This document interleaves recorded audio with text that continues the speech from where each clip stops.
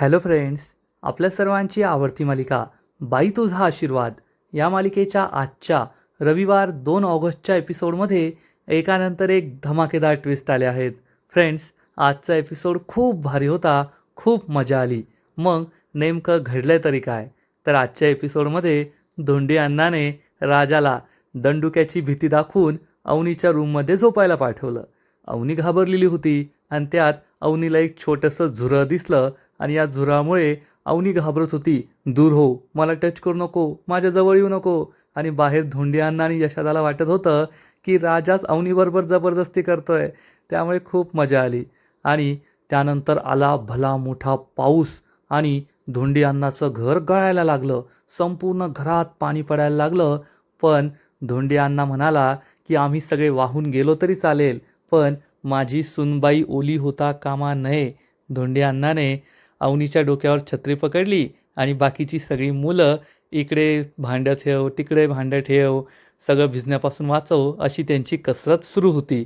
त्यामुळे हे सगळं अवनीलासुद्धा खूप आवडलं. मग हे सगळं नेमकं घडलं तरी कसं? हे जाणून घेण्यासाठी हा व्हिडिओ शेवटपर्यंत नक्की पहा.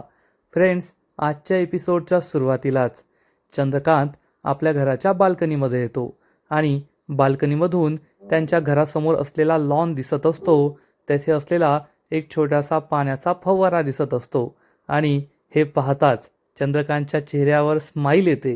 चंद्रकांतला काही दिवसांपूर्वी घडलेली एक घटना आठवते. चंद्रकांतला आठवतं की जेव्हा अवनी त्याच्याबरोबर या घरात राहायची तेव्हा चंद्रकांत हा जिन्यावरून खाली उतरला तर अवनी ही तोंड फुगवून नाराज होऊन बसली होती आणि स्वाती तिला समजवण्याचा प्रयत्न करत होती. तेवढ्यात महेशसुद्धा तेथे येतो. चंद्रकांत हे पाहतो आणि स्वातीला इशाऱ्याने विचारतो, काय झालंय? तर स्वाती त्याला इशाऱ्याने सांगते की अवनी फुगून बसलीये, रुसून बसलीये, कारण पाऊस येत नाहीये. चंद्रकांतला हे समजतं आणि मग चंद्रकांत अवनीला मनवायचं ठरवतो. चंद्रकांत अवनीजवळ येतो आणि विचारतो, काय झालं आमच्या राजकुमारीला? तर अवनी सांगते, मला पावसात भिजायचं होतं, परंतु पाऊसच पडत नाहीये, आता काय करू? स्वाती आणि महेश हसतात. तर चंद्रकांत म्हणतो, अरे बापरे! आणि आता मी माझ्या मुलीची प्रत्येक इच्छा पूर्ण केली आहे, तर ही इच्छा पूर्ण का नाही करणार? मी पाऊससुद्धा आणू शकतो बरं का. वर ढगाला सांगू शकतो, माझ्या मुलीला भिजायचंय, चल बरं पाऊस पाड लवकर. अवनी हसून म्हणते, काही काय बोलताय? चंद्रकांत म्हणतो, तुला चेष्टा वाटते का? मी खोटं बोलतो असं वाटतंय? आता तर मी पाऊस पाडूनच दाखवतो. असं म्हणून चंद्रकांत अवनीला म्हणतो, चल बाहेर, बाहेर मी पाऊस पाडतोय, तुला दाखवतो. आणि चंद्रकांत हा अवनीला बाहेर घेऊन जातो. घराचा दरवाजा उघडतो तर बाहेर चक्क पाऊस होत असतो आणि हे पाहून अवनीला आश्चर्याचा धक्काच बसतो. अवनी विचारते, बाबा हे कसं शक्य आहे? बाहेर कसा काय पाऊस पडतोय? आणि चंद्रकांत तिला सांगतो, आता आमच्या राजकुमारीची इच्छा आहे आणि तिची इच्छा तर मी पूर्ण करणारच. मी त्या रेन मशीनवाल्याला कॉल केला आणि सांगितलं, आमच्या घरावर पाऊस पाड, त्यामुळे हा पाऊस पडतोय. हे ऐकून अवनी खूप खुश होते आणि चंद्रकांतला घट्ट मिठी मारते. महेश आणि स्वातीसुद्धा खूप खुश असतात. चंद्रकांत म्हणतो, जा आता मनसोक्त तेवढं भीज, काही टेन्शन घ्यायची गरज नाहीये. हा बाप जोपर्यंत आहे ना, तोपर्यंत तुझी सगळ्या इच्छा नक्की पूर्ण होतील. अवनी खूप खुश होते आणि पावसात भिजायला जाते. बॅकग्राऊंडमध्ये चिंब भिजलेले हे अतिशय सुंदर गाणं सुरू होतं आणि अवनी पावसात नाचत असते, बागडत असते, गोल गोल खिडक्या घेत असते, खूप आनंदी असते आणि तिचा आनंद पाहून चंद्रकांत खूप खुश होतो. महेश, स्वाती यांनाही आनंद झालेला असतो आणि अवनी ही मनसोक्त नाचत असते. आपल्या बाबांनी आपली ही इच्छासुद्धा पूर्ण केली, त्यामुळे ती बाबांना फ्लाइंग किस देते, बाबा तिला फ्लाइंग किस देतात. सगळे खूप खुश असतात आणि अवनीला इतकं मनसोक्त नाचताना, हसताना, बागडताना पाहून चंद्रकांतच्या डोळ्यात पाणी येतं, पण हे आनंदाचे अश्रू असतात. तो खूप खुश असतो आणि आज चंद्रकांतला हे सगळं आठवून दुःख होत असतं. त्याच्या डोळ्यात दुःखाचे अश्रू आलेले असतात. चंद्रकांत या अंगणात पाहत असतो, पण या अंगणात अवनी नसते, कुणीच नसतं. तेवढ्यात संगीता तेथे येते. संगीता चंद्रकांतला हाक मारते. अहो. चंद्रकांत आपले डोळे पुसतो. संगीताला खूप वाईट वाटतं. चंद्रकांत विचारतो, संगीता, आपण आपल्या मुलीसाठी काय कमी केलं? तिची प्रत्येक इच्छा पूर्ण केली, मग ती आपल्याबरोबर अशी का वागली? तिने आपल्याला का फसवलं, पळून जाऊन लग्न का केलं? संगीता म्हणते, कधी कधी मला असं वाटतं आपण हे सगळं विसरून जायला हवं. पण चंद्रकांत चिडून म्हणतो, चुकीला माफी असते, गुन्ह्याला नाही. आणि अवनीने खूप मोठा गुन्हा केलाय, त्यामुळे मी तिला कधीच माफ करणार नाही, हे लक्षात ठेव. चंद्रकांत खूप चिडतो आणि रागारागाने तेथून निघून जातो. अवनीच्या आईला वाईट वाटतं आणि आता या प्रकरणावर कोणताही तोडगा नाहीये हे तिलासुद्धा पटतं. दुसरीकडे दांगट्यांच्या घरी अवनी तिच्या रूममध्ये झोपण्याची तयारी करत असते. रात्र झालेली असते आणि तेवढ्यात तिच्या दरवाजावर कुणीतरी नॉक नॉक करतं. अवनी म्हणते, ये ना आतमध्ये. राजा आतमध्ये येतो आणि अवनीला सांगतो, तुमच्या रूममधील ते मशीनचं लिक्विड संपलं होतं ना, ते घेऊन आलोय. आता तुम्हाला डेंग्यू मलेरिया होण्याची काही भीती नाही. अवनी म्हणते, हो हो खरंच संपलं होतं, ते गरज होती. लाव लाव. राजा हे लिक्विड लावत असतो आणि अवनी म्हणते, बरं झालं लिक्विड आणलं, नाहीतर मी मच्छरदाणी लावण्याचा विचार करत होते. राजाला आठवतं की मागच्या वेळेस अवनी मच्छरदाणी लावत होती की फाशी घेत होती तेच कळलं नव्हतं. राजा म्हणतो, अहो नको नको नको, तुम्ही ना मच्छरदाणी लावूच नका. अवनी हसू लागते. राजा म्हणतो, आता हे लिक्विड लावलंय ना, मच्छरदाणी लावायची गरज नाहीये. आणि तुम्ही चुकून पण तसा विचार करू नका बरं का. तुम्ही मच्छरदाणी लावायला जाल, आम्ही वेगळाच विचार करू. मग आम्ही दार तोडणार, कडी तोडणार, मग पुन्हा कडी लावायची. नको नको, एवढं सगळं करूच नका. अवनी हसते. राजा म्हणतो, पण मला एकच कळत नाहीये, तुमचं ते मच्छरदाणी लावण्याचं लॉजिक काय होतं? अशी कशी मच्छरदाणी तुम्ही लावत होता? अवनीला राग येतो. राजा म्हणतो, आता ते तुम्ही गोल्ड मेडलिस्ट आहे ना, तुमचं डोकं वेगळं चालतं, आमचं डोकं वेगळं चालतं, त्यामुळे आम्हाला काही कळलं नाही. अवनी त्याच्याकडे रागारागाने पाहते. राजाला हे समजतं. राजा म्हणतो, झोपा तुम्ही झोपा, निवांत झोपा आणि असं काही विचार करू नका बरं का. तर अवनी विचारते, पण मला झोप येणार आहे का? तर राजा तिला म्हणतो, अहो येईल ना, तुमच्या उशाशी होप ठेवा आणि झोपा, नक्की काहीतरी चांगलं होईल, देवी आई काहीतरी चांगलं करेल. अवनी म्हणते, नवीन डायलॉग, छान आहे छान आहे. पेन पेपर कुठे, लिहून घेते. राजा खूप लाजतो आणि म्हणतो, तुम्ही सुद्धा ना. जातो मी झोपायला, गुड नाईट, असं म्हणून राजा पळून जातो. अवनी खूप हसते, हे थांब हे थांब, पण राजा काही थांबत नाही आणि अवनी हसतच राहते. आणि मग थोड्या वेळानंतर घरात सगळेजण झोपी गेलेले असतात. राजा हा बाहेर झोपलेला असतो आणि तेवढ्यात अण्णा भला मोठा बांबू घेऊन त्याला उठवतात. राजा उठतो आणि खूप घाबरतो. विचारतो, "ओ अण्णा, आता काय परत मारणार आहे का मला?" अण्णा म्हणतात, नाही मारणार नाहीये, माझ्या प्रश्नांची उत्तरं दिली तर नाही मारणार, नाही दिली तर मारणार, दिली तर नाही मारणार, प्रश्नांची उत्तरं दिली तर मारेल, नाही दिली तर नाही मारणार. राजा विचारतो, कोणते प्रश्न? तेवढ्यात यशोदा सुद्धा झोपेतून जागा होतो आणि हे काय चाललंय ते पाहतो. अण्णा विचारतात, तू सुनबाईशी भांडलाय का? राजा सांगतो, नाही, मी त्यांच्याशी का भांडू? तर अण्णा विचारतात, तू त्यांच्याशी नाही भांडलाय, मग तू बाहेर का झोपतोय? यशाला सुद्धा हे ऐकत असतो. राजा म्हणतो, काय अण्णा, आज काय पहिल्यांदा झोपलोय का? मी तर कायमच बाहेर झोपतो. अण्णा म्हणतात, अरे तू कायम बाहेर झोपतो, पण तेव्हा तुझं लग्न झालेलं नव्हतं. आता तुझं लग्न झालंय आणि शादीशुदा माणूस हा असा बाहेर झोपत नसतो, तर तो बायकोबरोबर आतमध्ये झोपत असतो. उठ लवकर उठ. राजा हा उठून उभा राहतो. तेवढ्यात यशोदा येतो आणि म्हणतो, अहो अण्णा ऐकून घ्या. तर अण्णा चिडून म्हणतात, ए तू नको मध्ये बोलू रे, तुझं लग्न झालंय का? लग्न करायचं नाही, दिवसभर रात्रभर फक्त झोपा काढायच्या आणि शादीशुदा माणसांमध्ये बोलायचं, निघ इथून, झोप. यशोदा म्हणतो, अहो पण अण्णा, पण अण्णा त्याच्यावर उडून त्याला पाठवून देतात. त्यामुळे यशोदाचा सुद्धा नाईलाज होतो आणि अण्णा म्हणतात, राजा हो आतमध्ये. राजा रूमचा दरवाजा वाजवतो. अवनी दरवाजा उघडते आणि राजा हा आतमध्ये जातो. अवनीला सुद्धा आश्चर्याचा धक्काच बसतो की राजा आतमध्ये का आलाय. इकडे यशोदा हे सगळं पाहतच असतो. अवनी विचारते, तू आतमध्ये का आलाय? तर राजा सांगतो, अण्णामुळे. अवनी विचारते, म्हणजे? राजा सांगतो, अहो त्यांनी मला पाठवलंय. त्यांना असं वाटतंय की आपण नवरा बायको आहोत आणि नवरा बायकोने वेगळं नाही राहायला पाहिजे, कारण नवरा बायकोत भांडण झालं तरच ते दोघे एकमेकांपासून वेगळे झोपतात. राजाला अवनी सांगते, अरे पण आपण नवरा बायको नाहीये ना. राजा म्हणतो, हे तुम्हाला माहिती आहे, मला माहिती आहे, यशोदाला माहिती आहे, पण अण्णाला माहीत नाही ना. मग आपण तरी काय करणार? अण्णाला कोण सांगेल? अवनी म्हणते, अरे पण आता काय करायचं? राजा म्हणतो, थांबा थोडं. अण्णा काय जास्त वेळ बाहेर थांबणार नाहीये. अण्णा जातील बाहेर, मी पाहतो. असं म्हणून अवनी ही तेथे थांबते आणि राजा हा रूमचा दरवाजा उघडून पाहतो, पण त्याला समोर कोणी दिसत नाही. तो जास्त दरवाजा उघडतो, तेवढ्यात अण्णा हे वॉचमॅनसारखे हा मोठा बांबू घेऊन बाहेरच उभे असतात आणि राजाला म्हणतात, "मी येथेच उभा आहे. हा माझा बांबू आणि हा मी. आम्ही दोघे मित्र आहोत. आम्ही काही इथून हलणार नाहीये." यशोदा हे सगळं पाहत असतो. राजा खूप घाबरतो आणि म्हणतो, "अण्णा, मी ते पाणी घ्यायसाठी आलो होतो." अण्णा त्याला पाण्याचा तांब्या देऊन टाकतात आणि सांगतात, "मी आधीपासून सगळी तयारी केली आहे. त्यामुळे तू त्याची काळजी करू नको. माझी सगळी तयारी झाली आहे." राजाचा नाईलाज होतो आणि अवनीसुद्धा तेथे उभी असते. अण्णा हे अवनीला म्हणतात, "कसं आहे ना सुनबाई, तुम्हाला संसाराचं एक गणित सांगतो. नवरा बायकोचं भांडण झालं, होतच असतं. नवरा बायकोने भांडणार तर दुसरं मग कोण भांडणार? परंतु नवऱ्याला असं रूम बाहेर झोपवणं, स्वतःपासून लांब झोपवणं हे खूप चुकीचं आहे. सुखी संसार करायचा असेल ना, तर दिवसभर भांडायचं आणि रात्री झोपायच्या आधी भांडण मिटवायचं आणि निवांत झोपायचं. हे संसाराचं खरं सूत्र असतं. हे मी तुम्हाला आज सांगतो. म्हणजे माझ्या आणि लक्ष्मीच्या संसारातसुद्धा असंच व्हायचं.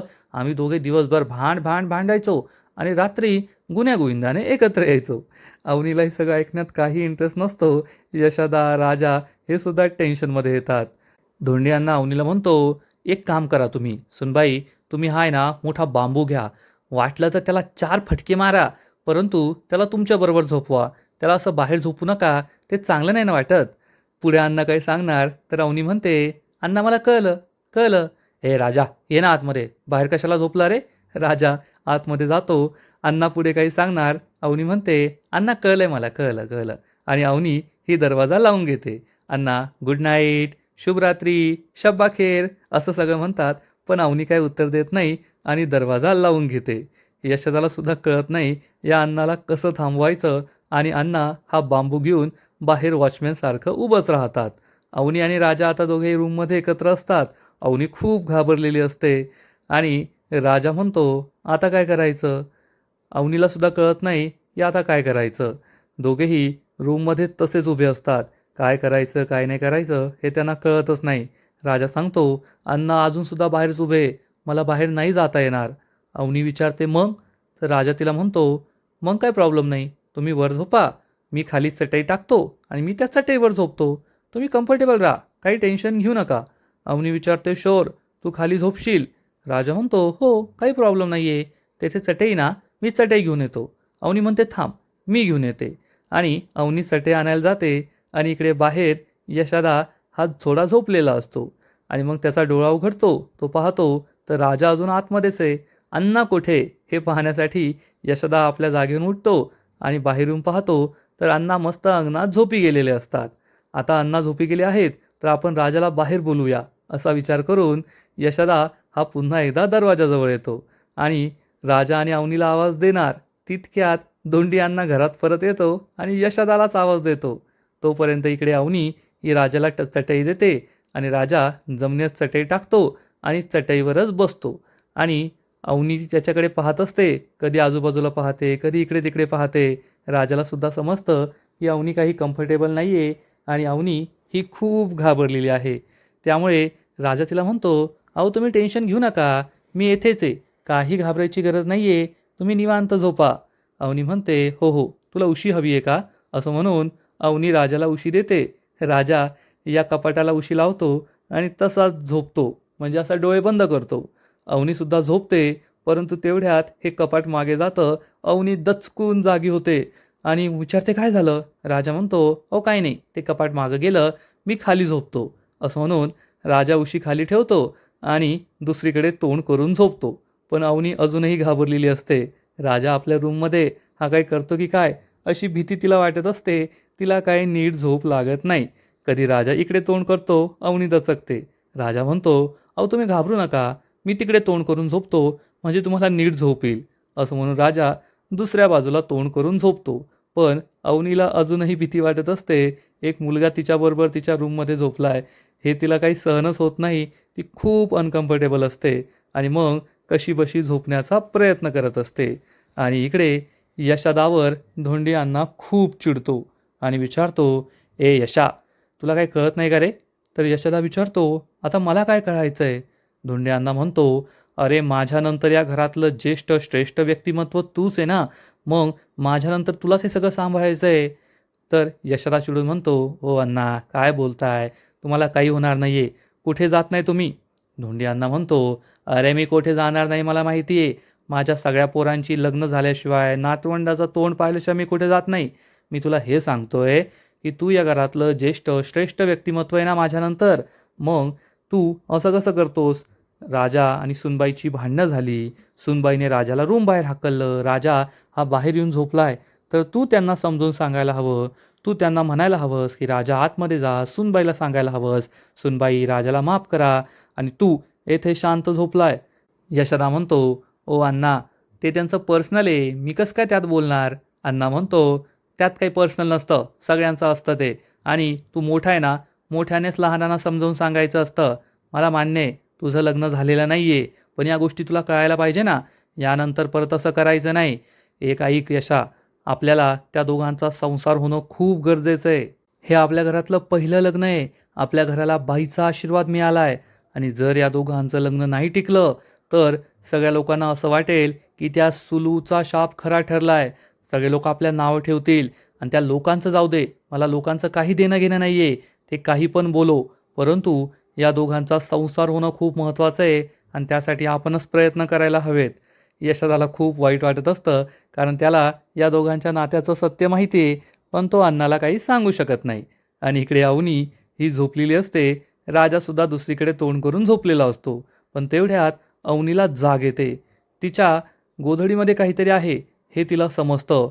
अवनी ही बारकाईने पाहते, तर तिच्या ब्लँकेटमधून चक्क एक झुरळ बाहेर येतं आणि अवनी जोरात किंचाळते. तिचा आवाज राजा, यशोदा, धोंडियांना सगळ्यांना येतो.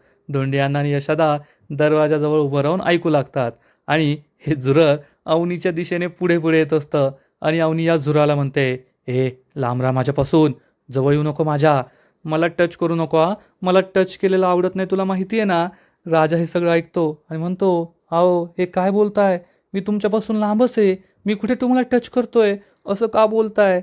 आणि इकडे धोंडी अण्णा आणि यशोदाला वाटतं, की अवनी राजालाच बोलतीये, की "माझ्याजवळ येऊ नको, मला टच करू नको." यशोदाला जबर धक्काच बसतो. तर धोंडियांना मात्र खूप खुश होतो. अवनी जसं माणसाशी बोलते, तसंच या झुरळाशी बोलत असते. "ए लांब रहा रे, माझ्याजवळ येऊ नको. प्लीज नको, नको येऊ माझ्याजवळ. मी जीव घेईन तुझा, मारीन तुला. माझ्याजवळ येऊ नको." राजा उठून उभा राहतो आणि म्हणतो, "अहो हे काय बोलताय? असे आवाज काढू नका. नाहीतर बाहेरच्यांना वाटेल मीच तुमच्याबरोबर काहीतरी करतोय. अहो प्लीज असं करू नका, असं करू नका." आणि इकडे यशोदा घाबरून रूमच्या आतमध्ये जाणार, तर धोंडी अण्णा त्याला थांबवतो आणि म्हणतो, "ए तू कुठे जातोय रे? नवरा बायकोच चालू आहे ना? तू लग्न केलंय का? नाही ना? लग्न करायला नको. दिवसभर विटा, मुरूम, टोपल्या घेऊन फिरायच्या आणि इथे नवरा बायकोच्या मॅटरमध्ये जायला पाहतोय? गप्प बस. त्या दोघांचं जे चालू आहे ना, तेच चालू दे." इकडे अवनी म्हणते, "अरे राजा, झुरळ आहे झुरळ, ये इकडे लवकर." राजा जवळ जाणार, इतक्यात अवनी परत ओरडते, "ए जवळ नको येऊ, लांब हो, लांब हो. राजा ये ना इकडे, ए जवळ नको येऊ." धोंडियाने आणि यशोदाला काही कळतच नाही. धोंडियांना म्हणतो, "यशा, मला असं वाटतं सूनबाई कन्फ्यूज आहे. म्हणजे राजाला जवळ पण बोलवतीये, लांब पण जायला सांगतीये. म्हणजे तिचं राजावर प्रेम आहे, पण भांडण झालंय ना म्हणून राग पण आहे. प्रेम आहे म्हणून जवळ बोलवते, राग आहे म्हणून लांब जायला सांगते. होईल त्यांचं हळूहळू, तू टेन्शन घेऊ नको."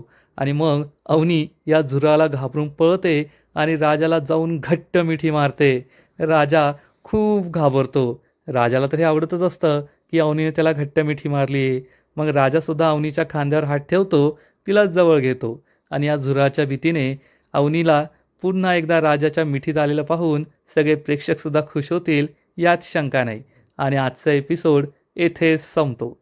फ्रेंड्स, बाई तुझा आशीर्वाद या मालिकेचा आजचा एपिसोड खरंच खूप भारी होता, इंटरेस्टिंग होता. राजा आणि अवनी कधी उंदरामुळे, कधी झुरळामुळे एकमेकांच्या जवळ येत आहे, पण हळूहळू त्यांची प्रेम कहाणी फुलत जाईल एवढं मात्र नक्की. यशोदा आणि धोंडी अण्णाचे सीन, डायलॉगसुद्धा खूप भारी होते. आजचा एपिसोड तर भारीच होता, पण पुढील एपिसोड आणखीन भारी असणार आहे. आणखीन मोठा ट्विस्ट या मालिकेत येणार आहे. मग नेमकं घडणार तरी काय? तर पुढील एपिसोडमध्ये आपण पाहू, की रात्री मुसळधार पाऊस सुरू होईल. त्यामुळे धोंडी अण्णाच्या घरचं छत गळायला लागेल आणि मग धोंडी अण्णा, यशोदा, पाण्या, राजा या सगळ्यांची धावपळ सुरू होईल, कारण छत गळत असेल तर झोपायला जागाच नसणार. अवनीसुद्धा हे पाहून तिलासुद्धा आश्चर्य वाटणार आणि मग चक्क धोंडियांना अवनीच्या डोक्यावर छत्री उघडणार घरामध्ये आणि म्हणेल, ए आपण सगळे वाहून गेलो ना तरी चालेल, पण सुनबाईच्या अंगावर एक थेंब पाणी पडायला नको. पण अवनीला हे सगळं मजेशीर वाटणार, कारण बंगल्यात राहणारी अवनी असं घर गळतंय याची तिला कधी सवय नाही आणि तिला या सगळ्याची मजा वाटत असेल. तसं पण तिला पाऊस, पावसात भिजणं हे सगळं खूप आवडतंच. अवनी एन्जॉय करत असेल, सुलू आत्या आणि दत्ता हे सगळं मोबाईलमध्ये रेकॉर्ड करत असतील, पण अवनीच्या चेहऱ्यावर हसू आहे हे या रेकॉर्डिंगमध्ये दिसणार यात शंका नाही. तर फ्रेंड्स, तुम्हालासुद्धा आजचा एपिसोड आवडला का? ही मालिका आवडते का? नक्कीच कमेंट करून सांगा. आणि बाई तुझा आशीर्वाद या मालिकेचे असेच नवीन नवीन एपिसोड, नवीन नवीन अपडेट सर्वात आधी पाहण्यासाठी व्हिडिओला लाईक करा, शेअर करा, चॅनलला सबस्क्राईब करून बेल आयकॉनवर क्लिक करा. म्हणजे या मालिकेचे नवीन नवीन एपिसोड तुम्हाला सर्वात आधी पाहायला मिळतील. खूप खूप खूप धन्यवाद.